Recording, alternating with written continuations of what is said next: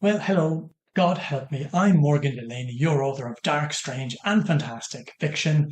Also, professional boogeyman. Hmm.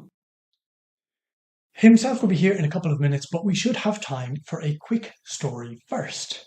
This one is about the rather sticky situation of being the chosen one. It's called The Legend of Crustmoor Lodge. "Now you know why the doctor asked if you ate candles, sir," said Smythe, handing me a bottle of cold Lucozade to settle my tummy. That was true, but we still didn't know why my stomach was filled with wax. "Have you ever eaten candles, Smythe?" I asked. "No, sir," he said.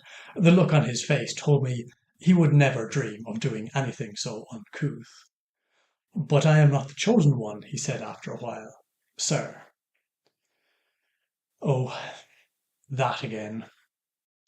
Ancient local legend claims that the chosen one of Crustmoor Lodge, that would be me at the moment, will one day destroy the evil and reward the righteous. Don't get me wrong, I would love to reward the righteous, but these days being Lord of the Manor isn't even enough to get an appointment at the bank to discuss an overdraft with the manager. And as for destroying the evil, well, I can barely stand to peel a banana in case I hurt the poor thing. The legend doesn't mention wax, does it, Smythe? No, sir, he said. Perhaps I could get my stomach pumped, I suggested. I'd always had a poor appetite, and it had never bothered me, but now I knew the reason was that I was full of this nasty stuff. I just wanted to be rid of it. "It's not covered by your insurance, sir," he said. Smythe knew everything. That caused me to lose my temper. "Bum!" I swore. Smythe seemed to overlook the outburst, but when I went to bed, he sent the cook to tuck me in, which meant no bedtime story, so I knew I had upset him.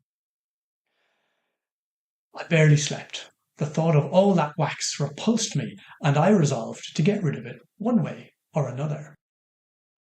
With Smythe giving me the cold shoulder, I walked by myself to the top of the hill at the back of the estate. The hill overlooks the property owned by the Van Ravens, my arch enemies, basically. I caught them cheating during Scrabble the last time we played to raise money for charity, so that'll give you some idea of their villainousness. Perhaps Smythe thought I was thinking about this chosen one nonsense of his, which suited me fine. If he did, it meant he was less likely to notice I had taken a hot water bottle with me on my walk. Okay, look, this next bit is rather unpleasant, so feel free to skip it. But I wasn't thinking about Baron von Raven at all. What I was thinking was that there's a gully at the top of the hill, surrounded by bushes, so I had plenty of privacy, and the gully led off into a small stream. I thought it a discreet way to get rid of the excess fluid in my tum, you see.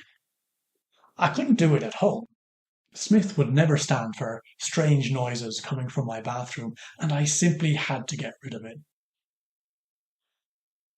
Even now, thinking about all that orange wax, oof.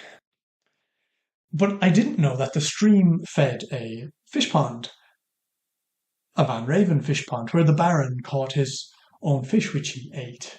I only found that out when the doctors fished out a fishbone which he had choked on, covered with enough wax for it to slide easily into his gullet and then get stuck. Well, people were so delighted we're selling them my tummy wax and raking in the cash. Apparently, it's a rare hereditary condition, most likely caused by some mild ancestral inbreeding. So it basically proves I'm properly posh and must be the chosen one after all. We sell the wax as Crustmoor Lodge candles. They are an absolute hit, what with me being a hero for killing the tyrant. Apparently it wasn't just the Scrabble. Van Raven's cheating used to drive the local old folk around the bend at the community centre bingo each week. Did you know the more wax you pump out of your stomach, the faster it fills up again? By now, everyone in town is involved as we expand production. There's the production and the packaging, the marketing and administration and everything. And I pay a jolly good wage because I still feel bad about what happened to the Baron. But as Smythe says, if you want smooth legs, you need to rip the plaster off. Rather him than me. All right. Good night. Sleep tight. Don't look in the wardrobe if you don't want upright. Hello? Is there somebody in here?